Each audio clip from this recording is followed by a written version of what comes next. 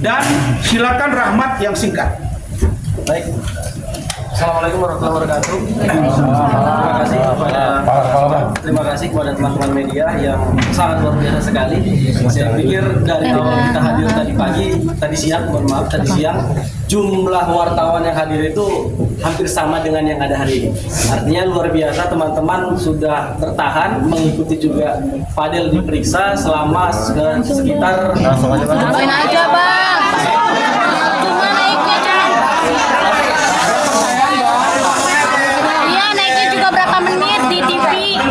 Tolong pahami ya, tolong pahami kerjasama saya. Begini, saya akibat pertanyaan kalian tentang bukti yang kami punya, sehingga klien kami termasuk Martin dan keluarga minta saya menyampaikan kepada publik.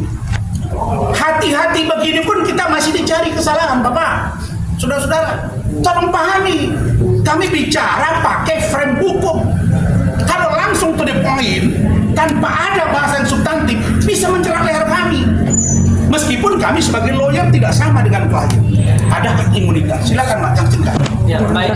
Kemudian hari ini secara ikhtikat baik klien kami Fadel Bajidi itu datang memenuhi undangan klarifikasi seperti yang disampaikan oleh penyidik dalam beberapa responnya ataupun yang disampaikan pada tadi siang juga, kan begitu. Baik, tadi pemeriksaannya ada sekitar 33 pertanyaan yang dipertanyakan oleh penyidik kepada Fadel.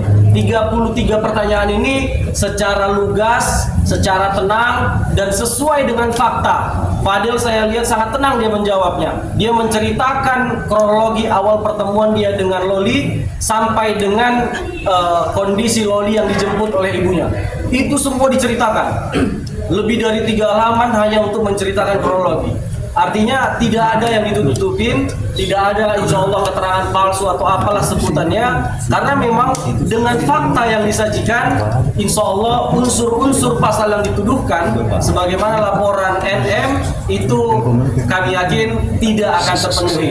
Kemudian tadi fokus pertanyaannya itu ada beberapa pasal yang dituduhkan kepada Fadel, yaitu pasal 76D dan pasal 81 Undang-Undang Republik Indonesia nomor 17 tahun 2016 tentang perubahan kedua Undang-Undang RI nomor 23 tahun 2002 tentang perlindungan anak.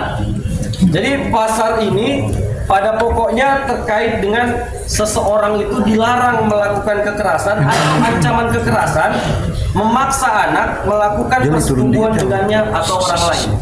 Jadi perbuatan inilah yang dituduhkan laporannya. Ini supaya clear, kita harus sama-sama mengetahui apa sih sebenarnya poin laporan daripada NM itu sendiri. Karena memang respon yang mereka sampaikan selama ini tidak menjelaskan secara detail. Artinya hari ini sengaja kami buka supaya kita mengawal perkara ini sampai dengan tuntas. Secara unsur, perbuatan yang harus dibuktikan dalam pasal ini harus ada kekerasan yang dilakukan, harus ada ancaman kekerasan, harus ada pemaksaan. Itu kalau pernah dilakukan hubungan badan. Tapi tadi secara tegas Fadel menyatakan bahwa tidak pernah ada. Karena memang sejak bertemu dengan Loli, Fadel sudah memperkenalkan dengan keluarganya. Artinya selama perjalanan selama ini Fadel ini benar-benar dijaga oleh keluarga Bajidi. Insya Allah keyakinan kita juga, dan itu tadi diterangkan dengan tegas, tidak pernah dilakukan hubungan itu. Baru yang kemudian teman-teman terkait dengan pasal-pasal aborsi yang dituduhkan sebagaimana pasal 427, pasal 428, jungto pasal 60 Undang-Undang RI nomor 17 tahun 2023 tentang kesehatan, dan juga pasal 346 KUHP, kita harus mencermati lebih dalam. Pasal ini secara unsur dinyatakan bahwa salah satunya adalah setiap orang yang melakukan aborsi, setiap perempuan ya kan? Padahal tidak pernah melakukan aborsi, ya kan? Jadi kami yakin terkait dengan pasal aborsi yang dituduhkan sesuai dengan undangan klarifikasi kepada kami itu, tuduhan ini kepada saudara Loli sendiri. Makanya kami berharap bahwa tadi setelah selesai ada sebuah keterangan tambahan yang sedikit saya buka informasi ini kepada teman-teman media. Kami meminta untuk dilakukan konfrontir agar fakta-fakta yang telah terjadi dahulu itu bisa menjadi sebuah fakta hukum.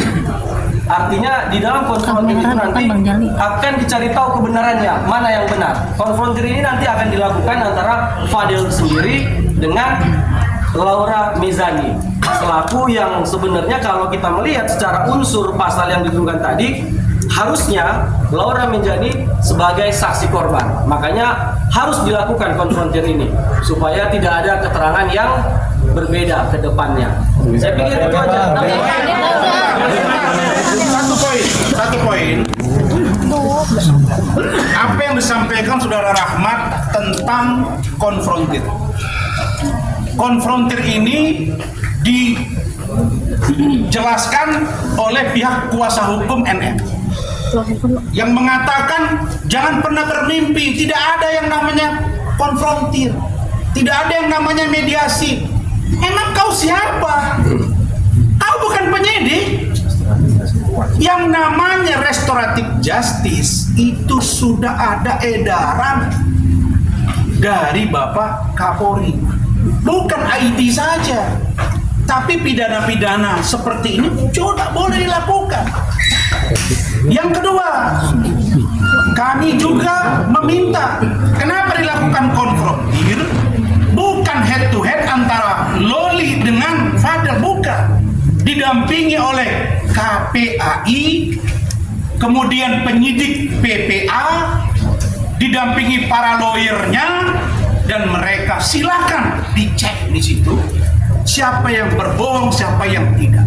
Untuk apa? Karena kami khawatir posisi Loli saat ini di safe house nanti akan ada tekanan sehingga berimplikasi kepada klien kami, bahkan kepada kami. Karena itulah diatur di hukum, di undang-undang, boleh dilakukan konfrontir. Berikutnya kami juga meminta agar penyidik memanggil saudara Denny Sumargo. Kenapa kita minta dipanggil?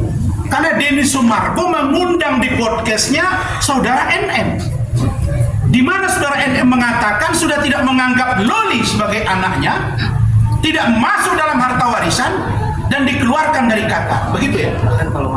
Bahkan kalau mati pun silakan dikubur saja. Ibu seperti apa ini akhlaknya begini? Hei netizen, buka mata kalian. Ini semua akan kami ungkap. Tidak murni 100% kesalahan pada anak meskipun di bawah umur kalau ibunya tidak bertanggung jawab. Pasti.